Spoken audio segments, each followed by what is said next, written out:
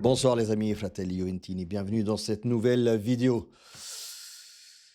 Enfin, je vais dire, une victoire 3-2 de la part de la Juve, et un ascenseur émotionnel. Je sais même pas quel mot utiliser. Je suis à bout. Ce soir, je suis vraiment à bout, surtout après cette première mi-temps pitoyable de la part de la Juve. Bref, avant de commencer la vidéo, comme toujours, likez la vidéo, commentez et abonnez-vous. Abonnez-vous. Objectif 1000 abonnés d'ici fin d'année. Que dire? On va commencer par Spalletti, comme ça au moins ça c'est archiviato, comme je dis toujours. Spalletti, ça fait 2 fois de suite, 2 matchs de suite. La Fiorentina samedi dernier, et ce match face à Bodo Glimt où tu rates complètement ta compo de départ. Pour moi, elle est complètement ratée. Je ne comprends pas pourquoi McKennie là, trequartista, Miretti. Enfin, je n'ai rien compris. En plus, ils n'ont pas joué comme ça, hein. Miretti, je le voyais devant, derrière, à droite, à gauche, non si capiva un cazzo. Je n'ai pas compris le rôle de Miretti. En plus, en mettant au milieu là, Asic, Miretti, Locatelli et McKennie, c'était assuré, mais assuré que c'était un milieu où on allait s'en prendre. Et d'ailleurs, on s'est pris tout de suite, enfin tout de suite, on s'est pris le 1-0 sur un corner, hein, de la part de Bodo Glimt où Blomberg arrive sur le deuxième poteau tout seul. Il n'y a personne qui le marque. Je crois que Miretti devait le marquer. Enfin bref, comme je dis, Miretti ne savait pas où il était aujourd'hui de toute façon. Donc encore une fois, Spalletti, deuxième journée de suite, deuxième compo de suite que canni, comme on dit en italien. Tu rates complètement. Je n'ai toujours pas compris ce Hadzic au milieu de terrain. D'ailleurs, ça s'est bien vu, hein, en deuxième mi-temps, tu as changé un joueur, Ildiz. Ça a changé de ça à ça. 180 degrés, tu as fait changer le match. Alors, est-ce que c'était prévu comme ça de faire sfogar et donc de faire lâcher les chevaux à Bodo Glimt en première mi-temps et puis taper en deuxième mi-temps? Je ne sais pas si tu l'as préparé comme ça, mais pour moi, comme face à la Fiorentina, tu as mis un 11 de départ, un que je n'ai pas compris, que deux, au bout de 10 minutes, 5-10 minutes, ça s'est vu que ça ne tenait pas la route. Donc Spalletti, je suis désolé, mais encore une fois, aujourd'hui, je vais te donner un 5 sur 10 comme je l'ai fait face à Florence. Ce n'est pas possible de rater autant. Et encore une fois, alors, pourquoi 5 sur 10 et pas 4? Parce que tu as changé entre la première et la deuxième mi-temps. Parce que si tu n'aurais même pas fait ça, tu te serais mérité un 4 sur 10. Parce que, en plus, les changements, encore une fois, les remplacements, pour moi, arrivent beaucoup trop tard. On le voyait bien qu'en deuxième mi-temps, comment? Je vais peut-être déjà un peu trop loin, mais soit Spalletti, on voyait en deuxième mi-temps que Kiko Conceição n'en avait plus parce que c'est le seul qui a couru la première mi-temps. C'est le seul parmi les 11, gardien à part, hein, qui, qui- qui a fait quelque chose en première mi-temps. Et en deuxième mi-temps, à partir de la 60-65e minute, il n'en avait plus. Qu'est-ce que tu attends pour mettre un Zegrov à la place? Soit, voilà, Spalletti, 5 ce soir. Ça, c'est pour la partie Spalletti. Pour la partie voilà, du jeu, de la prestation de la première mi-temps, les amis, ne vous inquiétez pas, je ne vais pas me fâcher dans cette vidéo, je ne vais pas m'exciter. Je l'ai promis en live, je me suis excité en live et j'ai pété des coronaires en live ce soir. Première mi-temps pitoyable de la part de la Juve. Il n'y avait pas de jeu, il n'y avait pas d'organisation, on ne savait même plus où étaient les joueurs. Je vous l'ai dit, Amiret, je le voyais devant, derrière, à droite, à gauche. Pareil pour Azic, il ne savait pas où il devait se mettre.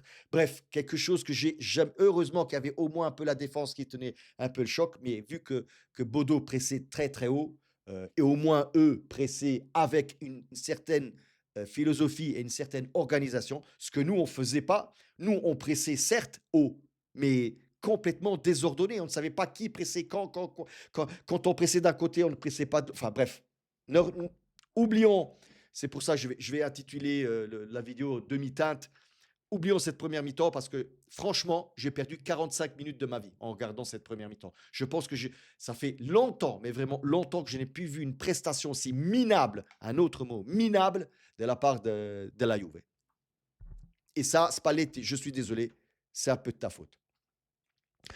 En deuxième mi-temps, la musique, elle change complètement. Quand je vois, qu'il a remplacé Azic et il a mis Yıldız à la place, ben, on l'a tout de suite vu. Je pense que ça s'est vu tout de suite dès les toutes premières minutes que la chanson allait, être différente, que la musique allait tourner différemment, que c'était plus un 33 tours, mais un 75 tours.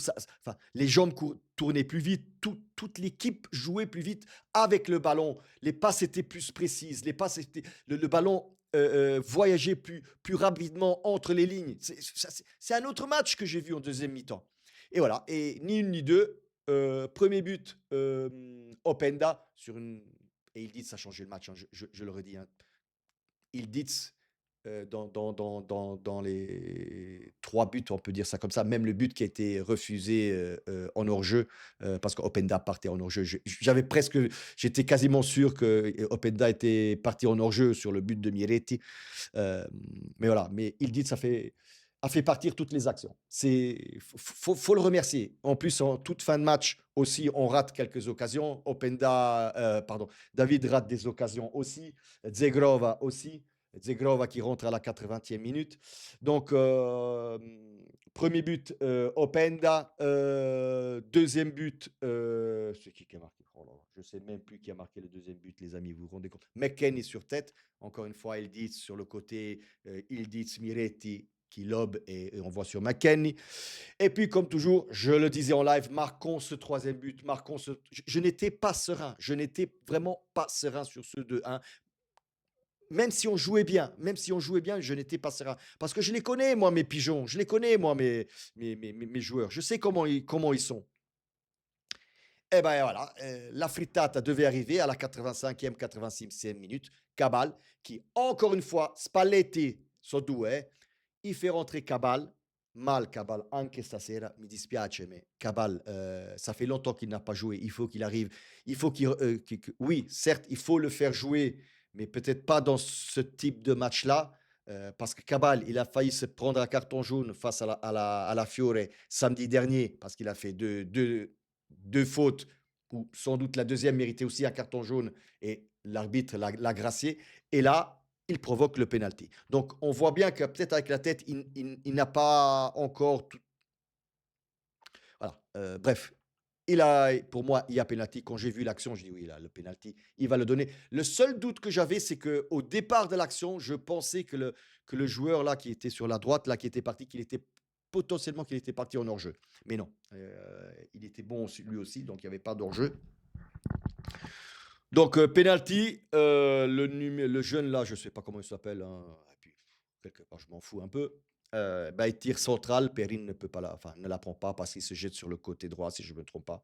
Et je dis, et voilà, la frittata est faite, 2-2, on s'en prend un. Et j'ai dit dommage, encore une fois, dommage. Et puis un sursaut je sais pas, de la part de Ildiz aussi, voilà, de la part de Ildiz, où voilà, il s'invente encore une fois une descente à lui tout seul. Il se fait tout le terrain, il dribble, il manque de tomber, je sais même pas, et remet le ballon au milieu, et là, encore Openda, merde. Et David là marque le 3-2. But libératoire pour moi parce que j'en pouvais plus, hein, clairement. Et puis, voilà, le match se termine quasiment comme ça. Bodo essaye encore, mais voilà, la Juve joue bien le coup, laisse passer les minutes, laisse passer les secondes, joue un peu le chrono, ce qui est normal. Et voilà, on part de Norvège avec 3 points, enfin 3 points en Champions League. Voilà les amis, c'est à peu près tout sur le match. Je vous l'avais promis, je ne me fâcherai pas sur cette vidéo. Je pense que si on avait perdu le match, j'aurais explosé. Oui, clairement, clairement. Bref, on est arrivé à la fin de la vidéo même. Come sempre ragazzi, fino alla fine, forza Juve.